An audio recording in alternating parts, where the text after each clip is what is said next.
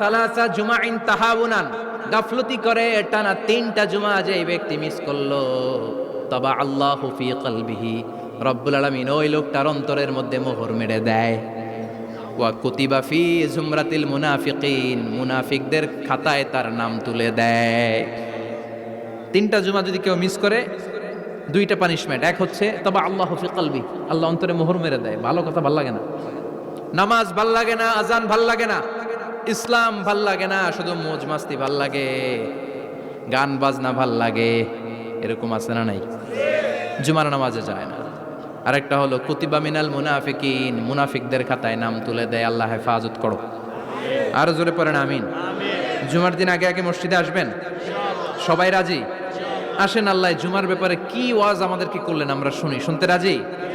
আল্লাহ বললেন, ইয়া আইয়ুহাল্লাযীনা আমানু ইযা নুদিয়া লিস-সালাতি মিন ইয়াউমিল জুমআতি ফাসআউ ইলা যিকরিল্লাহি ওয়া যারুল বাই', যালিকুম খায়রুল লাকুম ইন কুনতুম তা'লামুন। পড়েন না আল্লাহু আকবার।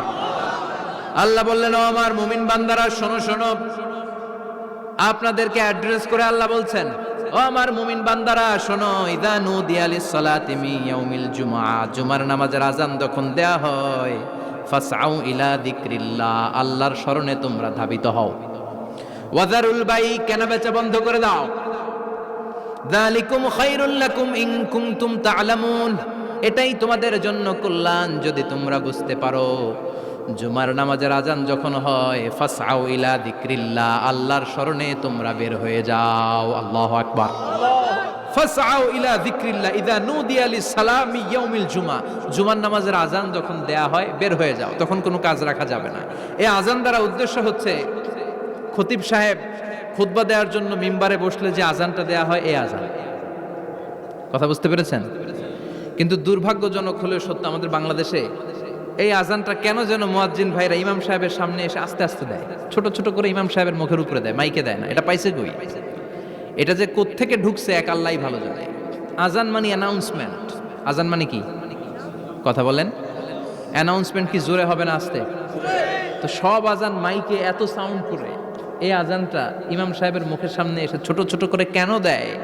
এটার কোনো দলিল আছে বলে আমার জানা নাই। এই আজানটাও মাইকে হতে হবে।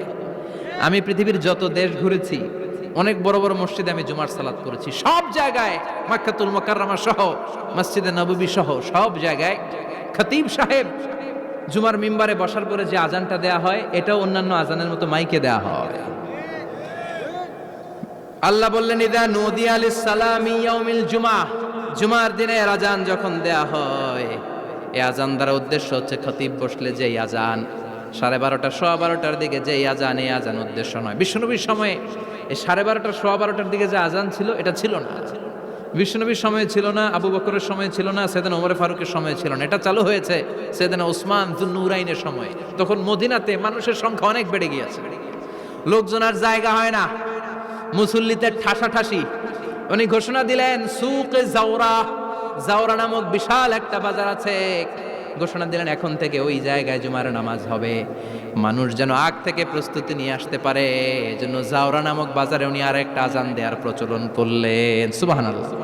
সেখান থেকে আজ অবধি আমরা এই অতিরিক্ত আজানটা দিয়ে থাকি। এটা নবীর সুন্নাত না, এটা সাহাবীর সুন্নাত। বিশ্বনবীর সুন্নাহ মেনে নেওয়া যেমনি আবশ্যক, 4 খলিফার থেকে পাওয়া সুন্নাতগুলো মেনে নেওয়া আবশ্যক। বিশ্বনবী বললেন, আলাইকুম বিসুন্নতি ওয়া সুন্নাতিল খুলাফায়ে রাশিদিন আল মাহদিন, আমার সুন্নাত ধরবা। হেদায়েত প্রাপ্ত 4 খলিফার সুন্নাত ধরবা। কেমনে ধরবা? ইক্ষু চিনেন? ইক্ষু না গ্যান্ডারি নাকি আখ না কুশাইল? হ্যাঁ, আখ। কাঁচা আখ খায় কি করে? এই সামনের দাঁত দিয়ে ভাঙে না? সামনের দাঁত দিয়ে বলে ভাঙে, চাপার দাঁত দিয়ে, এই জায়গার দাঁত দিয়ে শক্ত করে ধরতে হয়। বিশ্বনবী বললেন, আব্দু আলাইহা বিন নওয়াজিজ, আমার সুন্নত আর সাহাবীদের সুন্নতকে চাপার দাঁত দিয়ে আঁকড়ে ধরো, যাতে ছুটে না যায়। চিল্লায় পড়েন আল্লাহু আকবার। এটা সাইয়েদনা উসমানের সুন্নাত। বিশ্বনবী বললেন, ইযা নুদিয়া লিস-সালাহ মিন ইয়াউমিল জুমআতি ফাসআউ ইলা যিকরিল্লাহ, জুমার দিনের আযান যখন দেয়া হয়, ফাসআউ ইলা যিকরিল্লাহ, আল্লাহর স্মরণের দিকে ধাবিত হও। দেরি করো না। দেরি করা যাবে? আজান হইলে কোনো কাজ রাখবেন? কোনো ব্যস্ততা থাকবে? কাজ একটাই, জুমার নামাজ। চিল্লায় বলেন কাজ একটাই, সেটা কি? দারা ওয়াল ইহতিমাম, ইম্পর্টেন্স দেয়া, এমফাসাইজ করা, গুরুত্ব